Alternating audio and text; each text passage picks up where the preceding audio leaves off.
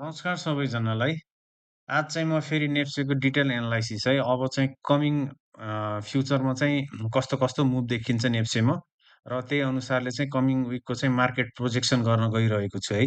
LED web through चाहिँ अब चाहिँ कमिङ फ्युचरमा चाहिँ नेप्से कहाँसम्म जान्छ अनि त्यसको मुभहरू कस्तो हुन्छ, त्यो कुरा चाहिँ यसमा चाहिँ मैले फ्युचर फोरकास्ट गर्न गइरहेको छु है।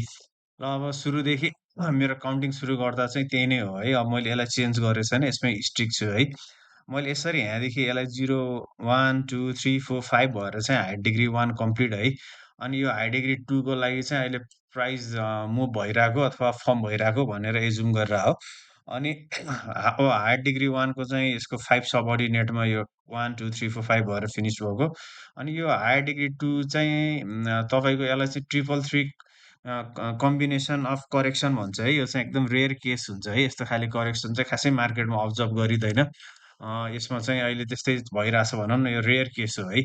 अब यो वेब 2 को चाहिँ कुरा गर्दा चाहिँ पहिला मैले यो हाई डिग्री जुन ब्ल्याकमा चाहिँ ब्राकेटमा देख्नु भएको छ यो ए, अनि हाई डिग्री बी र हाई डिग्री सी हो है, यसरी फर्म भइरहेछ। हाई डिग्री ए चाहिँ अब एबिसी भएर फिनिस भयो 3 वटा सबअर्डिनेटमा। यो सानो जुन तपाईँले हल्का ग्रीन कलरको देखिरहनु भएको छ एबिसी भएर चाहिँ हाई डिग्री ए, अनि यो बी पनि तपाईँको 3 वटा सबअर्डिनेट ए, बी, सी भएर, अब यो सी पनि तपाईँको 3 वटा सबअर्डिनेटमै आउँछ है।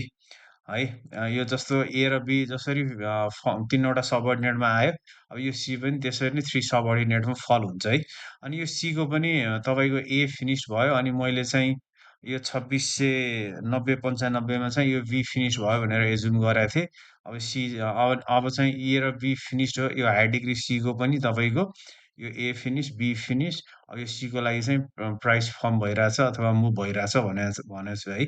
यो सी फिनिस हुनु भनेकै यो ठुलो हाई डिग्री सी फिनिस हुनु हो। त्यो भनेको चाहिँ डिग्री 2 है। अब यो चाहिँ अब हेर्दा चाहिँ अब यसमा एमा चाहिँ यो जिगज्याग करेक्सन भन्छ है। यो 535 स्ट्रक्चर हो। यसलाई चाहिँ अब म बुकहरूमा चाहिँ इभेन्ट एन्ड न्युज बेस भन्छ र यसलाई चाहिँ price wise correction. Price wise correction भनेको त तपाईँको सार्पली प्राइसहरू फल हुन्छ। जिगज्यागको नेचरै त्यस्तो हो है। यो फ्ल्याट त अब तपाईँको यो बीमा चाहिँ फ्ल्याट करेक्सन भयो है। यो चाहिँ एड्जस्टेड टाइप करेक्सन भन्छ र यसमा चाहिँ यसलाई चाहिँ टाइम वाइज करेक्सन अलिक टाइम बढी कन्ज्युम गर्ने भएर चाहिँ फ्ल्याटलाई चाहिँ टाइम वाइज करेक्सन भन्छ। अब फेरि यो सीमा चाहिँ फेरि जिगज्यागै फर्म भएको छ है। यो चाहिँ पहिले कुराहरू यसो रिपिट गरौँ भनेर है त। अब 1 डेको टाइम फ्रेममा हेर्दा है, अब मैले चाहिँ तपाईँहरूलाई चाहिँ 10-15 दिन अगाडि नै पहिले नै एडभान्समै है तपाईँहरूलाई चाहिँ मैले भनौँ न कसियस बनाइसकेको थिएँ है। मैले चाहिँ मार्केट फेरि पनि एकचोटि 2645-50 जान्छ त्यहाँ चाहिँ बेच्नुला भनेको थिएँ है। फेरि पनि गयो मार्केट, अनि 10-12 डेज अगाडि नै maximum price will move up to 2660 देखि 2680 म्याक्स टु म्याक्स हो। त्योभन्दा माथि चाहिँ जाँदैन भनेको थियो है। मैले चाहिँ अब अलमोस्ट त्योभन्दा माथि जाने चाहिँ रेयरै चान्स छ। मैले भनेको थिएँ यसलाई, यो वेब जहाँनिर बी राखेको छु नि, यो पोइन्ट तपाईँको 2695 यो चाहिँ इन्भ्यालिडेसन पोइन्ट हो। भोलि मार्केट योभन्दा माथि सस्टेन हुन लाग्यो भनेपछि चाहिँ हामीले करेक्सन ओभर अथवा पनि भनेर एज्युम गर्न सक्छौँ र ट्रेन्ड पनि चेन्ज भयो भनेर एज्युम गर्न सक्छौँ है। र अब मैले चाहिँ अब मार्केटलाई चाहिँ तपाईँको यहाँदेखि चाहिँ भनौँ न, अब मैले each and every move capture गरेँ भनेको चाहिँ यहाँदेखि हो है। यहाँदेखि यो move each and every dot to dot नै म्याच गराएर प्राइसलाई लगिरहेको छु भनौँ, अथवा यसलाई चाहिँ पर्फेक्टली यहाँदेखि मैले काउन्टिङ गर्दा यसको इच मुभहरू चाहिँ क्याप्चर गरिरहेको छु है त। अब मैले भन्न खोजेको, अब तपाईँहरूलाई चाहिँ मैले अस्तिको पालि मैले यो काउन्टिङमा हल्का स्लाइटली अलिकति चेन्ज चाहिँ गराएको छु है। मैले यो 1 लाई अलिकति तल सारेको हो किनभने चाहिँ अलिक बढी सान्दर्भिक देखिन्छ है। यसलाई यहाँनिर 1 फिनिस भएर अब मैले चाहिँ यसलाई 2 फिनिस भनेर एज्युम गर्न सक्छु है। अब चाहिँ अब यो 3rd को लागि प्राइस आउने हो है। यसरी 4th अनि यसरी 5th भएर चाहिँ यो सी फिनिस हुने हो है। यो 1 आवर टाइम फ्रेममा चाहिँ यो सी फिनिस भने तपाईँको एसीको कुरा गरेर है मैले। यो 1 डे टाइम फ्रेममा यो सी को लागि नै यहाँ प्राइस मुभ भइरहेछ है। यही सी कै लागि हो।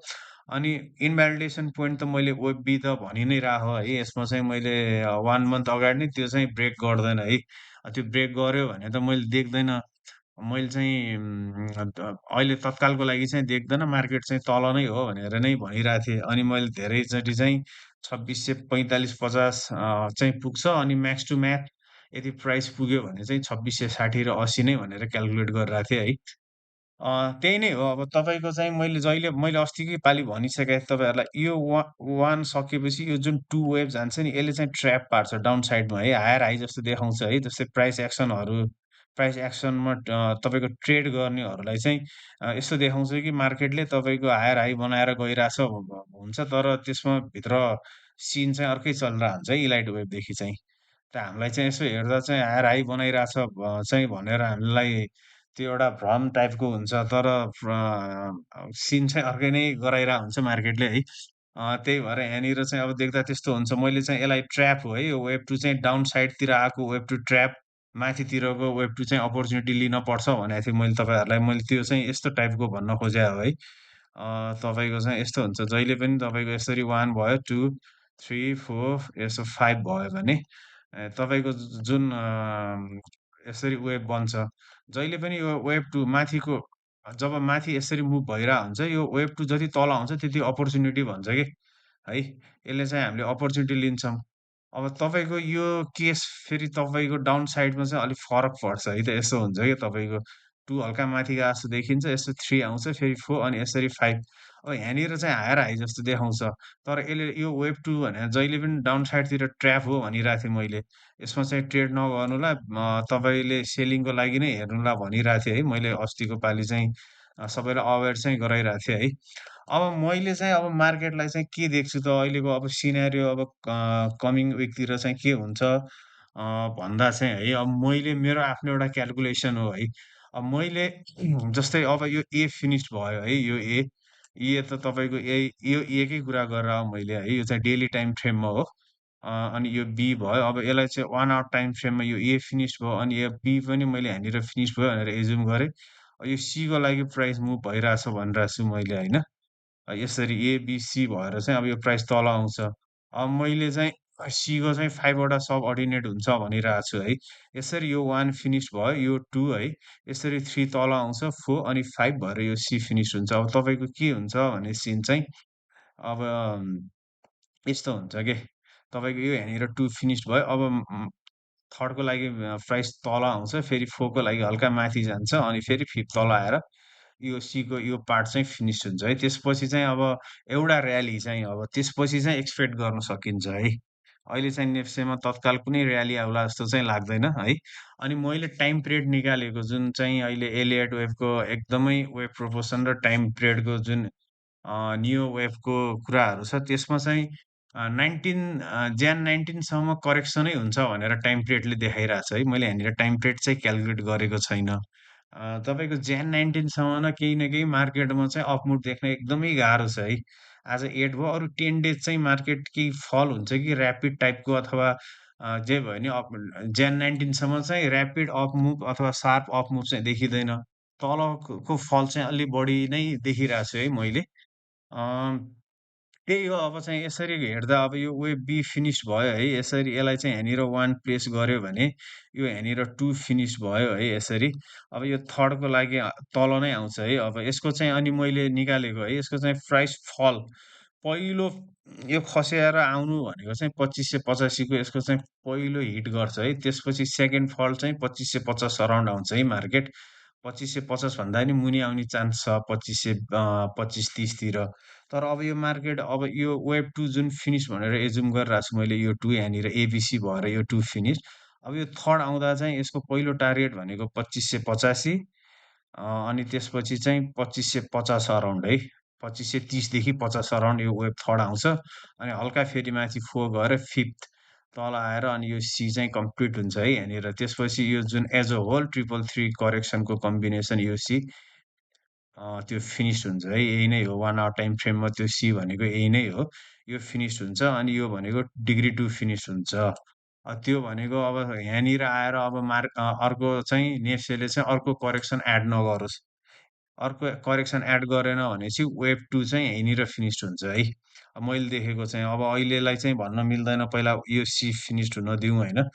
त्यसपछि चाहिँ फ्युचर अनि डिसाइड गरौँला। अहिलेलाई चाहिँ अब प्राइस चाहिँ बिस्तारै तल नै खस्ने देखिरहेको छु। सर्टेन एउटा पुल ब्याकहरू बिचबिचमा आउला अब त्यो त अब नेचरै हो होइन। मार्केट त कहाँ 3-4वटा रेड क्यान्डल पछि 1-2टा हरियो हुन्छ, 1-2टा 3-4वटा हरियो पछि 1-2टा रेड हुन्छ यस्तै हो होइन। तर मेन कुरा भनेको ट्रेन्ड चाहिँ डाउन साइड देखिरहेको छु मैले है, डाउन साइडतिर छ ट्रेन्ड। अ, उम्, अब चाहिँ त्यस्तो केही पनि छैन। अब अर्को कुरा चाहिँ भन्ने भनेको यही इन्भ्यालिडेसन पोइन्ट यही हो है। अब इन्भ्यालिडेसन पोइन्ट भनेको यो बी हो। भोलिको दिनमा यो बी अथवा यो ट्रेन्ड लाइन जुन अब यो ट्रेन्ड लाइनको मुनि मार्केट जान्छ होला यो सी सम्म। यो ट्रेन्ड लाइनलाई ब्रेक गर्यो भने केही ग्रिन सिग्नल देखाउँछ कि पछि हेरौँला। अब चाहिँ अहिले चाहिँ हेर्ने चाहिँ छैन। अनि त्यही हो जेन 19 सम्म भनिसकेँ मैले। यो चाहिँ अब यो चाहिँ एउटा इन्टरमिडिएट टाइम पिरियड हो है यो। तपाईँको एउटा चाहिँ प्राइमेरी हुन्छ, एउटा इन्टरमिडिएट हुन्छ, एउटा सर्ट टाइम पिरियड हुन्छ। सर्ट टाइम पिरियडमा चाहिँ रिभर्सल दिएन, त्यही भएर मैले वेब बी चाहिँ क्रस गर्दैन भनेको चाहिँ यो चाहिँ इन्टरमिडिएट हो है। प्राइमेरी टाइम चाहिँ अझै तल नै हुन्छ, योभन्दा पनि धेरै टाइम लाग्छ। त्यही भएर 19 जेनसम्म चाहिँ मार्केट डाउनमै हुन्छ, अप देखिन्न भनेर भनेको छु। ल अनि ठिकै छ अनि मेरो चाहिँ तपाईँहरूले चाहिँ मलाई WhatsApp म्यासेज गर्दा यही थम्बनेलमा यहाँनिर हेर्नु मेरो WhatsAppको नम्बर छ है। यहाँनिर चाहिँ कोही एलियट वेबमा चाहिँ इन्ट्रेस्टेड हुनुहुन्छ भनेपछि अब सिटहरू लगभग लगभग प्याक हुन आँट्यो है। अब कोही छ भनेपछि भन्नुलाई त। र अनि मैले एउटा ग्रुप पनि तपाईँको चाहिँ ग्रुप पनि खोलिरहेको छु है। कोही हुनुहुन्छ मसँगै ट्रेड गर्ने भएपछि चाहिँ मलाई यो WhatsAppमा यहाँनिर यसमा म्यासेज गर्दा हुन्छ है, इन्ट्रेस्टेड भएकोले चाहिँ है। अब ट्रेड चाहिँ त्यस्तो मेरो चाहिँ अब रेगुलर चाहिँ ट्रेड हुँदैन। एटलिस्ट मार्केटको चाहिँ हामीले लो-लोतिर मार्केटमा चाहिँ लो-लो पत्ता लगाएर चाहिँ राम्रो-राम्रो स्टकहरूमा चाहिँ हामीले ट्रेड लिन्छौँ र अलमोस्ट अलमोस्ट हाईमा चाहिँ बेचेर निस्किन्छौँ त्यस्तो हुन्छ। र रेगुलर हप्तामै 2-3 वटा ट्रेड चाहिँ हुँदैन। एकदमै हुन्छ नि तपाईँको मार्केट अनुसारले चाहिँ हामीले ट्रेड गर्छौँ। जस्तै मार्केटको अब डाउन साइड छ भने चाहिँ हामीले त्यो बेलामा 15-20 दिन हामीले चाहिँ ट्रेडै नगर्न पनि सक्छौँ। है अब त्यस्तो राम्रो एउटा तपाईँ कन्फर्मेसन आउँदासम्म चाहिँ ट्रेड हुँदैन। मसँग चाहिँ है, मेरो ग्रुपमा चाहिँ अब एलियट वेब थ्रु नै हुन्छ प्योरली। र अर्को कुरा चाहिँ मार्केटले अब यहाँनिर यो डाउन लगायो, एकदमै बटम लगाएको छ अनि त्यसमा चाहिँ अब रिभर्सलको हाई चान्स छ भनेपछि चाहिँ हामीले त्यो बेलाको स्टक जुन इलाइट वेब थ्रु नै राम्रो देखिया छ, प्राइस एक्सन थ्रु राम्रो देखिया छ, इन्डिकेटर थ्रु राम्रो देखिया छ, त्यस्तोमा चाहिँ ट्रेड गर्छन्। त्यही भएर एउटा ग्रुप भन्दैछ।